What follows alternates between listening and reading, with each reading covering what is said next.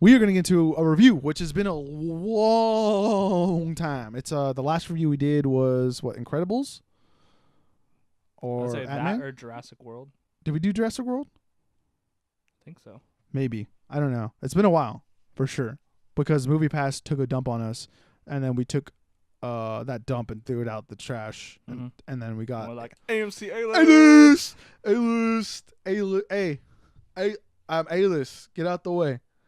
That's why I was in the movie theater when we came in, and you told me, like, what are you doing? Please stop. Exactly. But yeah, so this past weekend we saw Bohemian Rhapsody, which is still being well received in theaters. Like the theater that we went into, it was a Saturday night, but it was jam-packed basically. And thank you to those people that let us sit together because we bought our tickets a little late.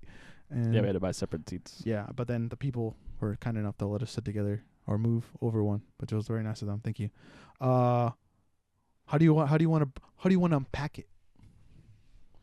I don't know. Normally we go through the favorite scene, like least favorite. Because you haven't done it in a while, so I'm not sure if you want to do the same format or not. No, I'm kind of just like we could just kind of just talk about it generally. I think. Okay. What's I think the the scene thing is just like I guess behind the curtain a little bit. The scene thing is difficult first, like because some people haven't seen it. Okay. So like that's what. Although I guess. But we're we'll not do it gonna, at the end. like, We'll do not it at spoil the end part of what we're going to do then. How do you want to break it down then? Performances or something like that, or the story? Yeah, we can start with the story, I guess. Do you want to spoil any of it? Yeah. Okay. It's already been more than a week, I think. Yeah. If you haven't seen it, then this and is it's the part not where like you don't listen. This is a biopic too, so like most people I think have a general idea of kind of like how this is gonna go. Okay. So story wise, we are in London in 1970, I believe. Yeah. When it starts out, and then you meet. What's Freddie Mercury's actual real name? I forgot. Farouk something. Something. I don't remember his last name. And then you meet Farouk, at an airport. Well, actually, the movie starts at the Live Aid, and then it goes to the airport after that. You say U2 for a little bit, and then he starts at like an airport where he does his like actual job. I believe he's also going to school or something like that. Comes home, and like his dad's like the kind of cliche dad, like, what are you gonna do with your life, kind of thing. And then he's like, I'm going out tonight, Papa. I know, you know what I mean. He didn't say that, but yes, that's basically the gist of it. And then he goes to go see a band called Smile, which is two of the original members. I'm already blanking. What's the drummer and the guitarist? Brian May and Brian. I think they're both named Brian. Okay. Brian May and I should have looked this up before. And then the original bassist for the band Freddie Mercury goes to the show, and then at the end of the show they break up, and then Freddie was like, I want to be in your band, and he sings, and then they're like, what when do you want to start? And that's basically the start of like the real start of the movie. And then Roger Taylor is the drummer. I don't know why I thought his name was Brian as well. Okay. Roger Taylor. Okay. And then they get a new bassist, which is the kid from Jurassic Park, and then also Sledge from the Pacific. It's kind of a reunion between him and Rami Malek. And then they just basically do what is probably well known nowadays of like the story of Queen, and how they basically created like all their early hits all the way up until the 80s. And then there's a couple people that come in and out, like Littlefinger. What's his real name? Don't know. Okay, it's Littlefinger. Anyways, the guy that plays Littlefinger in Game of Thrones is their manager for a bit. Then they also have like a little assistant who becomes, I guess the love interest with Freddie Mercury. But also Freddie Mercury meets what's her name? His original girlfriend, Mary, alongside. And then basically we see Freddie Mercury, do some of his private life stuff, and then. Basically, his ego catches up with him, and kind of you can already see resistance between them, and like showing up late, having like extravagant parties where none of the band members kind of want to be there because they have families. Right. Yeah. And then we get into the part where they get rid of Littlefinger because Aidan Gillen is his name. Aidan Gillen. He offers tells Freddie because of his little friend, but I forgot his name already. Paul tells him like, oh hey, there's a little solo like contract to Littlefinger, and then Littlefinger presents it to Freddie, because he wants in on the action, obviously. But Freddy doesn't have it and then fires him, and then Paul becomes like not their manager, but kind of becomes the voice for Freddy after that in a way. And Paul's the one that like leaves the manager out to dry. Yeah, because Paul's the one that brought it to him, like you said, mm. and then like he tells, I forget. Let me look up what that character's name is. John Reed is the manager's name. Aidan Gillen's character. Mm. He tells John Reed to like, hey, bring this up to Freddy. Like it needs to come from you. And then when he does that, Paul's like, oh, I've never heard of this before. And then like he gets fired. Yeah. So like Paul's kind of the villain of the movie, I guess, in a sense. That's where you see like the real separation of Freddy and the band members. Yeah. And then after that, basically he takes the solo deal, and then he's like all alone with Paul in Munich and having more extravagant parties, and Queen's basically broken up at that point. Right. And Paul is like withholding information from him. Like people are calling trying to get a hold of Freddie Mercury. Yeah. Until or like won't pass on the information. And then they get a lawyer basically, and then they call him Miami because Freddie didn't like his original name, so they call him Miami. He becomes the manager.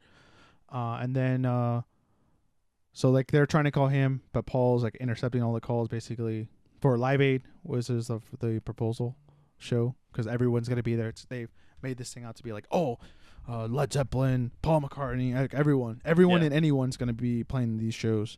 And it wasn't until Mary got there where the news was broke to Freddie about the show and stuff, and basically gets rid of Paul after that because all the information has been withholding from him, and then tries to reconnect with the band. The band has a little fun with it though, unfortunately.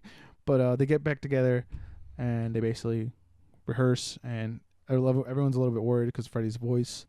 And then they go to Live Aid, which was like a little flash from the beginning. They play a show, and that's basically the whole movie. And then they kind of have like a little thing at the very end, kind of commemorating him and his life, which is like really nice. I want to know if any of those people in the crowd, when they shoot it to the crowd, or people that were actually there, like the older people. I would assume it'd be a cool shout to like have that. I don't know, maybe, I guess, but I'd be surprised if that was the case. If they like brought back original people like that were in attendance. I guess now that I think about it, the audience was mixed. Maybe a little bit older than some of them probably would have been at that time, like in the 80s. So I guess maybe it is possible. Yeah. I see what you're going for there. I think that story-wise, I think I enjoyed this movie, definitely, and like it's definitely an interesting story. Like Queen are one of my favorite bands, so like there's an interesting story to be told there.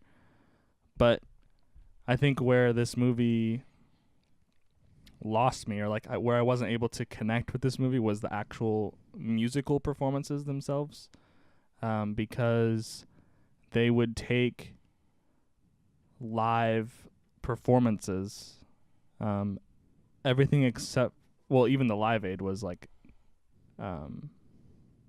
dubbed or whatever, but all the other live performances throughout like the development of Queen's portfolio, they were all studio tracks of Queen playing over like a live performance. And so like we talked about this when we were leaving the theater, and I just like wasn't able to connect to it for some reason because of that, because like it didn't sound live. Yeah, it sounded a little off, I could tell.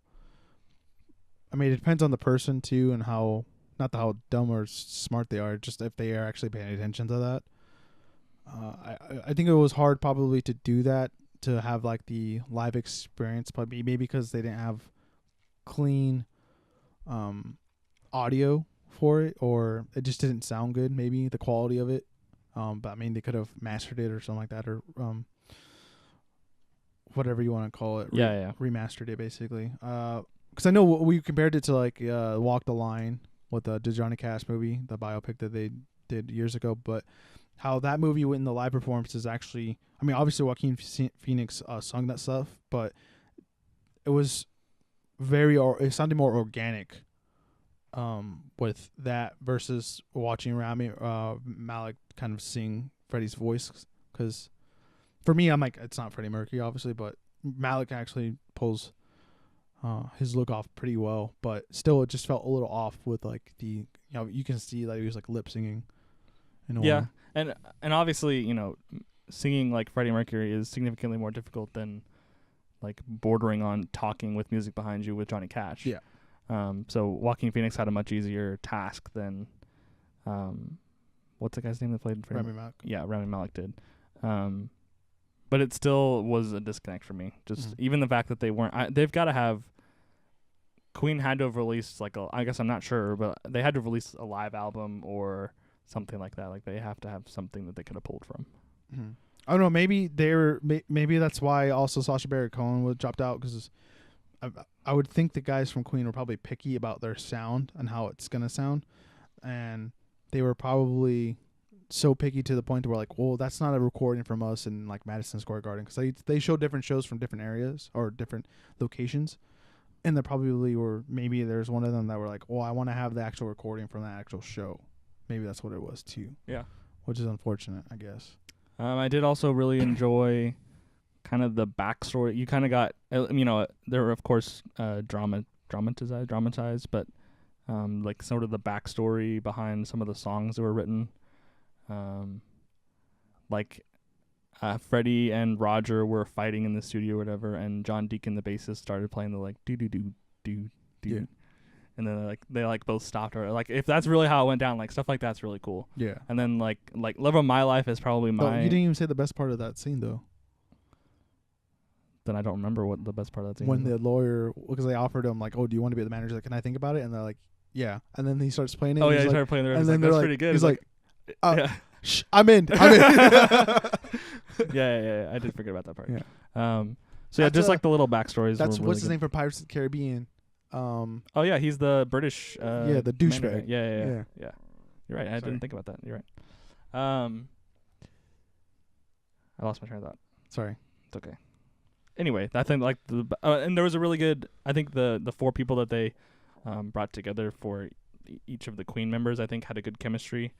The humor, like when they were in the studio, stuff like that. When they were interacting with the guy that was in charge of the record label, and they were like trying to convince him to let them do Bohemian Rhapsody, stuff like that. There were a lot of really good scenes in this movie. I think one of my favorite scenes were when they were recording Bohemian Rhapsody, and they were like, let's experiment with this, and then how they were bouncing the voices off back and forth, like do this one on the left, like that was stuff like that's my favorite part, when I'm watching them try to like really experiment. That's a good shout to like Queen and kind of like their style, like, oh, we have 30 minutes left in the studio, let's do something. Because like I've seen bands record, all the bands that I've hung out with and stuff, and I've gone over like hung out with them while they're recording, because I just like watching the process, and to like see that kind of translation for Queen's version of it was like pretty neat to watch. And I'm like, yeah, like you said, I hope like everything was almost accurate, but I probably people's memories like are obviously over time aren't the best, but if like everyone like if it's even close, then those are all good stories. Yeah, they are definitely. And just when they were putting together Bohemian Rhapsody, and like Freddie trying to like to get Brian May to play, just keep playing that solo better. And then, and now we're going to go into the operatic section. And everyone's like, what? And then they kept trying to get Roger to, like, sing high. Like, he was recording the operatic. He's like, can you do it? Can you go higher? It's like, if I go, I forget what he said. It's like, if I go any higher, my balls will be in my balls chest. are going to be in my chest or something like that. It was, there was a lot of just really good humor and, like, funny, like, moments throughout, like, all the time that they were in the studio. And, like I said, like, interaction with their manager and the record label manager and stuff like that. Yeah. With what's it called? With Michael Myers' character as well. Yeah. What was at the very end? They played something, and then like it was like a funny moment because they shot back to him, and then they went back. I was like, what? I forgot what it was. Why it was so funny, because we laughed at it. I forgot what it was. But the funny part was too when they had the interaction. Oh, with it him. Was. He was watching Live Aid, or something like that, and like he was the guy. Like they walked out and it was like, you're forever gonna be known as the guy who lost Queen or whatever, because he wouldn't let him have Bohemian Rhapsody as their single, and then like it cut back to him like way later in the movie, and like just like the look on his face. Oh wow! Everyone I think is like singing to it. I think that's what it was, Yeah. something like that. But like another scene was when they were actually talking to him. It's like, oh, why not? Because they were talking about what's it called, the drummer's song. Oh, I'm in love with my car. Yeah, and then he's like, why not? I'm in love with my car as a single, and like everyone was like, because they had this and then whole the drummer's big like, argument. what? Come on, guys! Like that's a good song. Apparently, that was funny. Yeah, and they're fighting in the kitchen about that song, and then like he starts throwing things at them, and no one really reacts, and then he picks up, is it like the coffee maker or something? Yeah, like not that? They're all like broke still, kind of, Yeah. and like he's like getting ready to throw the kids, like not the coffee. Like he's already thrown like 3 different things at them or whatever. Yeah, it was really good. I think, ironically, like I said, where this movie struggled the most was like actually the music, and I think it struggles also.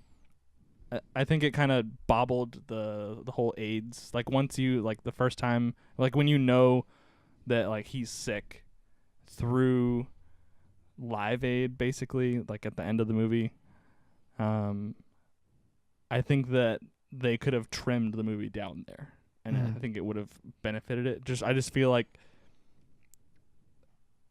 it didn't give the audience enough credit for like knowing, if that makes sense. Yeah. I think like it treated it like no one knew he had AIDS. Mm-hmm. And I think that hurt the movie a little bit. Well, I mean, just for pacing purposes. I get it, but I think also there's a generation where people have never seen Queen or never knew his story. Maybe they've listened to the music, but they ever like, why is he probably like maybe he died from some weird thing. But also like AIDS isn't in the news at all. Like, well, it's not like if any, not, it's like not nearly as lethal now. Yeah, because the cancer kind of like took that over in a way as like the. And then diabetes as well. Well, yeah, but I mean, stuff. they have a treatment for... Yeah. Like, Magic Johnson's going to live, like, basically a full life. Yeah. But, yeah, it was interesting to see that stuff and kind of... I thought one of my favorite moments was, like, when he was walking out and, like, the kid that was sitting there that was in the same facility was like, whoa. Oh, we go, whoa. Oh, yeah. And then he does it back. I thought that was, like, pretty... Yeah. Like, they're all in it together. And not to take away from like I'm not saying like this. I hope it's not negative or offends anyone. But when he says like I don't want to be the guy or the poster boy for like that, maybe at the time it was a negative, but also I don't think he wanted like any more spotlight. He just wanted to be in Queen, which is like kind of nice to like shout. Like you don't have to be a victim. You can overcome being a victim, which is like really nice. I thought that was a good message to put out to people.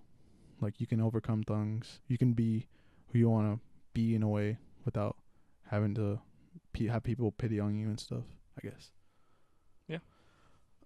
But one thing I wish they wouldn't have like did a shout. The guitarist, what's his name? Brian May, because like he actually made that guitar. Okay. I wish like they actually explained like, oh, like where'd you get that guitar or something like that, and it's like, no, I made it. I think that would have been cool, but that's just like me being a nerd, I guess. But other than that, yeah, it's a good movie. Good moments. Just a lot of weird moments with like the Mary, like, and then the lamp. Yeah, like there's weird scenes like that, but it like foreshadowed for the next one and stuff, which is like kind of interesting. But yeah, there's definitely weird scenes in this that people are like, what is going on here? But still some fun stuff in it, I guess. Good little bits. And if you're a Queen fan, you probably already watched this, but if you're on the fence about it, I would definitely. If you like Queen, you'll like this movie. That's like just kind of, and like most people like Queen, so I think most people, and obviously it's doing really well at the box office, so which is good. I think we looked when we were there, it was like a budget was $52 million, and like they've already made $300. Which is like pretty good because, well, I think the only reason why it's like that because like the music, they don't have to pay for really probably any of the rights because I think Queen is actually producing like the band itself. Oh really? Yeah, pretty sure. Oh. Yeah, because all those guys had a say on. That's why it's taken so long to make the movie because they kind of wanted to make it right, I guess. Okay. So, which is nice. Yeah. Is that it? Yeah, I think so. So, yeah, we recommend, even if you don't know who Queen is, this is a good way, maybe an entryway to even get into Queen, to find out like, oh wow, they made that song. Like we are like, there's so many songs that you thought, especially for me growing up, like that was Queen the whole time. Are you serious? Like have you ever seen Small Soldiers? If I have, I don't remember. It's a movie about like little toy soldiers, but they have another one, Bites the Dust is Okay. like the kind of theme song for it. And I like totally did not know when I was a young kid that was Queen the whole time. And there's a lot of music I think that was like you'll be able to jump into after you watch this movie. You'll be like, they made this song? Yeah. Like Radio Radio Gaga. Like all the like you're like, what? This is crazy. But yeah, definitely a good like I said, good intro to Queen itself, which is I think why they made the movie too, in a way, because it's been such a long time since Freddie Mercury has passed away. And obviously they've gone on tour and stuff, but not like a I've seen them while they've been on tour. yeah, but not like a headlining tour where like people were talking about like, oh, we're gonna go see Queen. You know what I mean? I guess.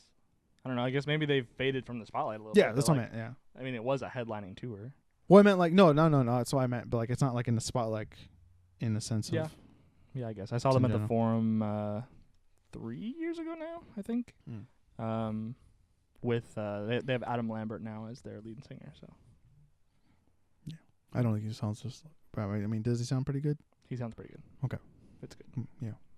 Hopefully Obviously they go on not tour Freddie after this. Mercury, but like it's good. It'd be smart to like capitalize after this movie, like maybe next year to go on tour. Maybe like not for the last time, but maybe it is the last time. I don't know, because Elton John doing this farewell tour, Kiss is doing their farewell tour for like the 10th time. But yeah, that's it, ladies and gentlemen. What's next? We're gonna move back to the world of video games. Okay, we're gonna move back to the world of video games, but before we do that, let us know in the comments down below if you enjoyed Bohemian Rhapsody and what you liked about it. What was your favorite scene? And yeah,